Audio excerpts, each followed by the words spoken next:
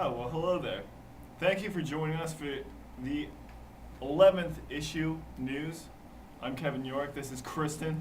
I am Kristen Calciano. And here is issue 11 news. On the front cover, the SGA to hold elections. It says here, this year the SGA hopes more students will apply to get involved as well as vote for candidates.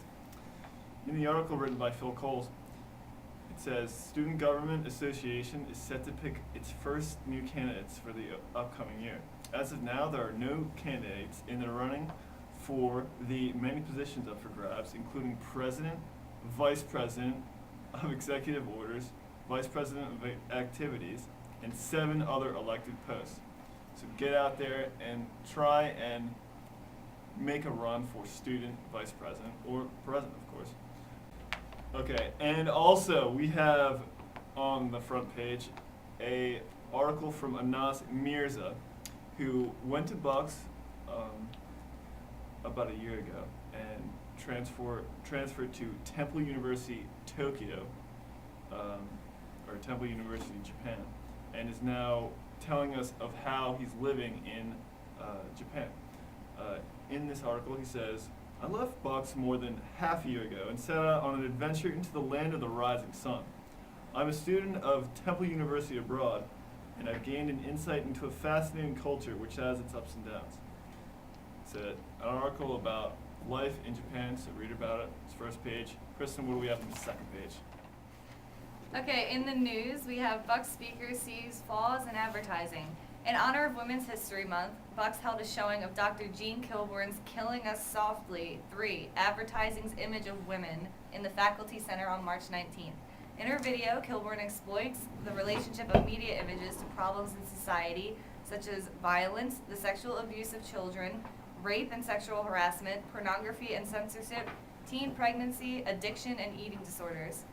Advertisements directed at young women that are frequently computer-enhanced and airbrushed are, Kilbourne said, designed to bring down self-esteem of girls who view them. This type of sexualization can lead to a lack of confidence with their bodies and minds, resulting in cases of depression and eating disorders. Also, please note, student services have moved their offices to new locations on campus. Dean Dawkins and Maureen Seibert are temporarily in Rollins 122. Advising and counseling services are in Rollins 17 through 28, where financial aid used to be. These offices can be accessed through the double doors by the new hub area. Matt Cipriano and Student Life have moved to the upper floor of Rollins to the right of the steps. The Women's Center will also move there on Tuesday, March 25th. Marge Zippin will temporarily be in Rollins 14, and Marie Cooper and Penny Gray will temporarily be in Rollins 12 and 12A. Also, in memory, Warren Cummings, Bucks maintenance worker, left his mark on the college.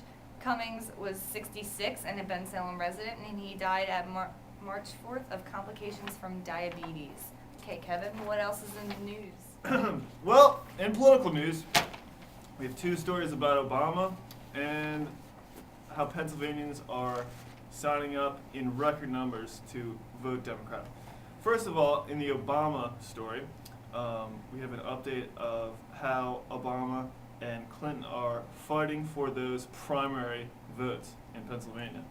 Now, Pennsylvania is going to be a stickler for who decides who's going to win the Democratic presidential election. So read that story.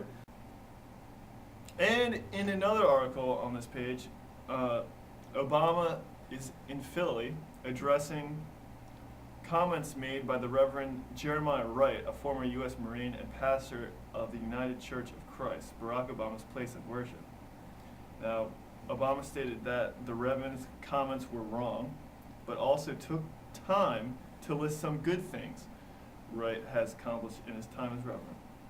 And also we have an article by the Associated Press telling how Pennsylvanians are rushing in record numbers to sign up so they can vote in the April 22nd presidential primary election between Barack Obama and Hillary Rodham Clinton. So read about that. And what do we have on things to do, Kristen? Okay, for the March calendar events, Newtown Day Transfer Fair is from 9:30 a.m. to 1 p.m. on Wednesday, March 26th. So if you are transferring to a college, go check it out. There will be representatives here to talk to you. Also, the foreign film Volver is being shown in the library auditorium at 7 p.m. on Monday, March 31st. So go check it out. It's going to be a neat movie. All right, what else is going on in the political news, Kevin? Our political opinion piece, we have John Scooters taking the opinion that you got to go out and vote. The race is tight. So follow his directions and go out and vote. Okay, in our op-ed section, we have A Piece of My Mind by Mark Bennett. It's a weekly column. He said that for his spring break, he decided to drive out to Minnesota to see one of his best friends, and it's an article about how he highly suggests that if you're going anywhere that far that you fly instead of drive. Also, we have A Modern Hypocrisy by our editor, Laura Irwin. She's our editor-in-chief, and it's fictional characters I want to marry. In the article, Laura says, growing up, I never wanted to be a ballerina and dance sweetly and angelically to lure my handsome knight into the depths of my heart. I kind of wanted to be a vampire and have my undead boyfriend ravage their castle at night. Very interesting article, really good read. Check it out. And also we have Oh Baby, and it's by our weekly column by our Centurion managing editor, Janine Logue.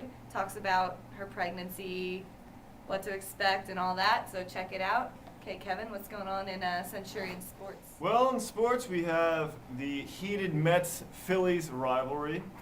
Tom Rowan writes that after 45 years of playing professional baseball 90 miles apart in the same league and in the same division, a rivalry between the New York Mets, Philadelphia Phillies, and their fans has finally begun. With both teams adding key players, and all-out war has erupted for NL East supremacy. Very interesting. Read that article. And also an article about what you should probably watch for this summer is the Olympic Games, okay? Written by me, Kevin York. If you're tired of watching the same mundane baseball highlights on ESPN, oh, another fly ball he caught, wow, that's very impressive. You need to check out the Summer Olympics, okay? Because there's going to be some high-flying basketball being played. So read that article too, and I hope you enjoyed this week's Centurion from Kevin York And Kristen Cassiano.